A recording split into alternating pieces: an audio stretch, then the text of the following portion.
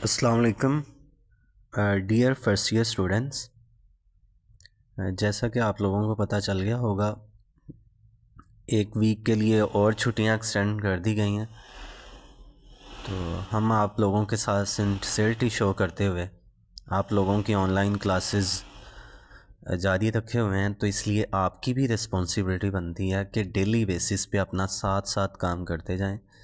मैं ये इस वजह से मजबूरन आप लोगों से बात कर रहा हूँ, क्योंकि डेली बेसिस पे क्या बच्चे करते हैं, मैं सेंड कर देता हूँ लिंक, वो ना तो लेक्चर को वॉच करते हैं ना ही इसको नोट करते हैं, और एट द एंड क्या करते हैं, वहाँ पे अपना रोल नंबर सेंड कर देते हैं। तो मैंने बार बार बता लिया हुआ है कि जो बच्चा अपना लेक्चर लेके, क्योंकि यूट्यूब से मैंने लिंक सेंड किया होता है जनरेट करके, तो मुझे वहाँ पे सारा पता चल रहा है कितने बच्चों ने लेक्चर लिया, कितने बच्चे नहीं ले रहे। तो एट द एंड जब फिर अकेला रोल नंबर सेंड कर रहे हैं ना, तो इस तरह अटेंडेंस मार्क नहीं मैं कर रहा। जो बच्चे मुझे लिख के ग्रुप में सेंड कर देते हैं उन्हीं की अटेंडेंस हो रही है। तो इस बात पे ज़रा खुसूसी तवज्जो दें।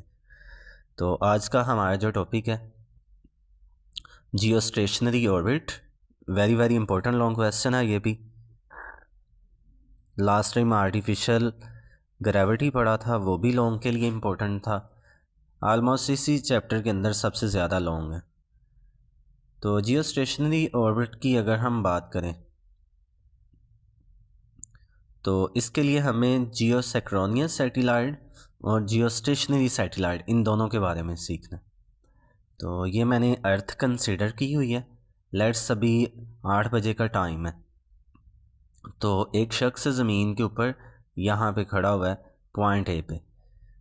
तो इसी पे एक सैटेलाइट जिसका मैस MS है वो भी है। तो क्या हो, ज़मीन क्योंकि अपने एक्सिस के गिर्द घूमती है, तो ये शख्स ज़मीन के ऊपर एक पॉइंट पे मौजूद है, ये भी ज़मीन के गिर्द अपना एक चक्कर काट ले, और 24 घंटे बाद ये सैटेलाइट भी जब अपना एक चक्कर मुकम्मल कर ले, तो 24 घंटे के बाद ये एक दूसरे को फेस करें। इसे हम कहते हैं जियो सिंक्रोनियस। तो जियो सिंक्रोनियस के साथ जियो स्टेशनरी का मतलब क्या है कि अगर ये एक शख्स 8 बजे यहाँ मौजूद है, तो अगर दिन के 12 बज गए हैं तो ये वाला शख्स ज़मीन की रोटेशन के अकॉर्डिंग यहाँ पे आ चुका है। तो जो सैटेलाइट है ये भी बिल्कुल इसके ऊपर ही हो। उसके बाद ये वाला जो पर्सन है ये यहाँ पे आ जाए, और जो सैटेलाइट है वो फिर इसके बिल्कुल ऊपर हो। तो मीन्स बताने का मकसद क्या है, जियो सिंक्रोनियस में क्या होता है, हम ज़मीन के ऊपर जब होते हैं तो एक सैटेलाइट को हम 24 घंटे के बाद एग्जैक्टली उसी पोजीशन पे देख लेते हैं। लेकिन जियो सिंक्रोनियस के साथ जियो स्टेशनरी में क्या होता है, हम जैसे जैसे ज़मीन के ऊपर मौजूद हैं, ज़मीन अपने एक्सिस के गिर्द घूमती जाती है, तो हम सैटेलाइट्स को भी अपने ऊपर ही हर वक्त फेस करते हैं। तो इस तरह के सैटेलाइट्स को हम जियो स्टेशनरी सैटेलाइट्स का नाम देते हैं।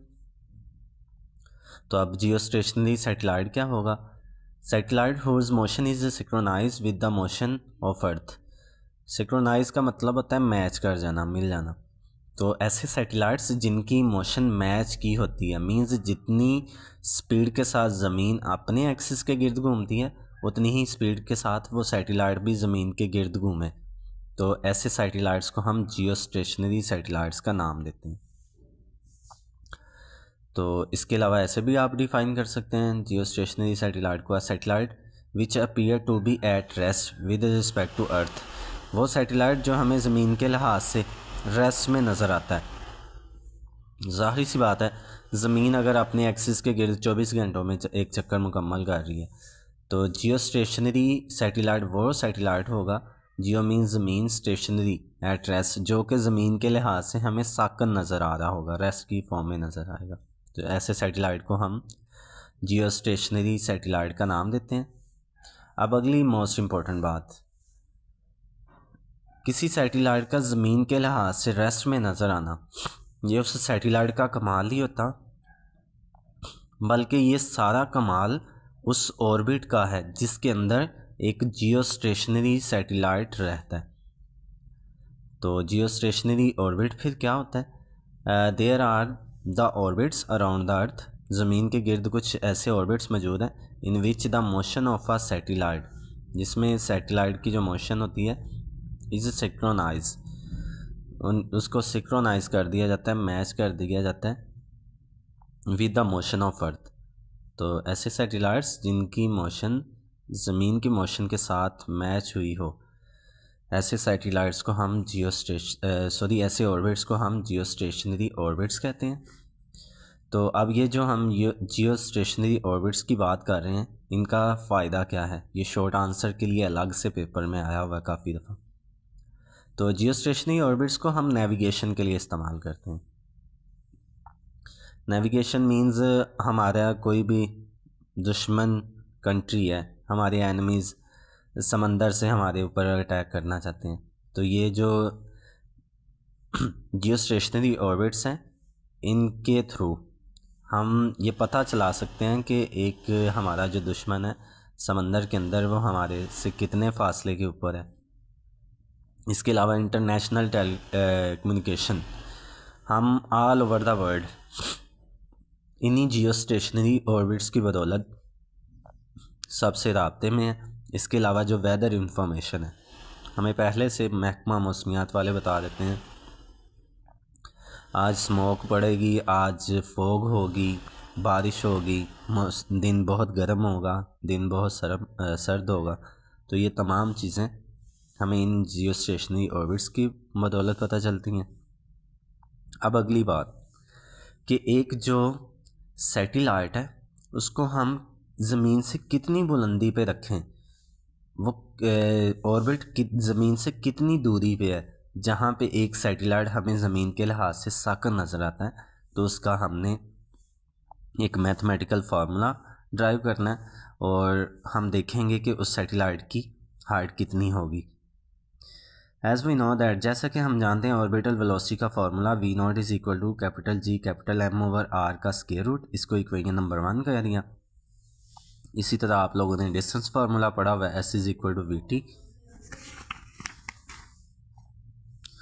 तो जो टी वी के साथ मल्टीप्लाई हो रहा था इसे दूसरी साइड पे लेके डिवाइड हो गया। तो जब कोई भी चीज़ सर्कल में घूम रही होती है, मैंने पहले भी बताया हुआ है, उसकी मुकम्मल रोटेशन 2 पाई के बराबर, और उसको मुकम्मल रोटेशन को हम सर्कुलर पाथ के रेडियस से मल्टीप्लाई कर दें तो हमें क्या मिल जाता है, सरकमफेरेंस। तो एस क्या है, सरकमफेरेंस ऑफ द सर्कल, जो कि 2 पाई आर आ जाएगा। और एक कंप्लीट रोटेशन के लिए रिक्वायर्ड वक्त जो होता है वो टाइम पीरियड टी है। तो अब ये जो इक्वेशन नंबर 2 आई है और ये वाली इक्वेशन नंबर 1, इनकी लेफ्ट हैंड साइड्स इक्वल हैं तो राइट हैंड साइड्स भी इक्वल होंगी। इक्वेशन 1 की right hand side capital G capital M over small R का स्क्वायर रूट, और ये जो इक्वेशन नंबर 2 है इसकी right hand side 2 pi R over T. अब बेसिकली मैंने आपको बताया था हमने क्या करना है, वो डिस्टेंस फाइंड करना है जिस पे एक सैटेलाइट हमें रेस्ट की फॉर्म में नज़र आता है। तो क्योंकि यहाँ डिस्टेंस है दोनों साइडों पे, इधर स्क्वायर रूट के अंदर है और इधर स्क्वायर रूट नहीं है, तो हम क्या करेंगे, फिर डिस्टेंस को एक साइड पे लेके जाएंगे। उसके लिए हमें इस आर को स्क्वायर रूट से बाहर निकालना होगा। तो इस पर्पज़ के लिए दोनों साइड पे स्क्वायर ले लिया, स्क्वायर से स्क्वायर रूट कट जाएगा, capital G capital M over R बचा, और राइट हैंड साइड पे 2 का स्क्वायर 4 होता है, pi square R square over T square. Next हम क्या करेंगे, ये जो आर इधर डिवाइड हो रहा था दूसरी साइड पे जाके मल्टीप्लाई हो गया, 4 पाई स्क्वायर इधर मल्टीप्लाई था, इधर आके डिवाइड, और इसके अलावा नेक्स्ट हमने क्या करना है, ये जो आर का क्यूब आया हमें तो चाहिए आर डिस्टेंस, तो इसलिए दोनों साइड पे क्यूब रूट लेंगे, मींस पावर 1/3। जब पावर 1/3 हमने लेनी है तो 3 पावर पहले से मौजूद थी, ये 3 कट जाएगी, तो बाकी इधर बच जाएगा आर। अब यहाँ पे हम जी की वैल्यू जो कि यूनिवर्सल कांस्टेंट है 6.673 × 10⁻⁴ -11 m mass of earth 6 × 10⁻²4। ज़मीन अपने एक्सिस के गिर्द एक कंप्लीट चक्कर 24 आवर्स में कंप्लीट करती है, तो वो टाइम सेकंड्स में। 4 भी कांस्टेंट, पाई की वैल्यू 3.14, इसका स्क्वायर करके क्यूब रूट ले लें तो ये डिस्टेंस आता है 4.23 × 10⁻⁴ किलोमीटर। अगर इसको हम किलोमीटर में कन्वर्ट करें तो ये 42,300 किलोमीटर बनता है। कहाँ से? From the centre of earth. लेकिन हम तो किसी भी सैटेलाइट को ज़मीन की सरफेस से लॉन्च करते हैं, तो जो ज़मीन का रेडियस है, ज़मीन का रेडियस आप लोगों को पता है 6400 किलोमीटर है। तो ये 6400 हम 42,300 में से निकाल लें तो तकरीबन 36,000 किलोमीटर। तो एक सैटेलाइट को हम ज़मीन के लिहाज से 36,000 किलोमीटर की बुलंदी पे रखेंगे तो तब हमें वो ज़मीन के लिहाज से रेस्ट में नज़र आएगा।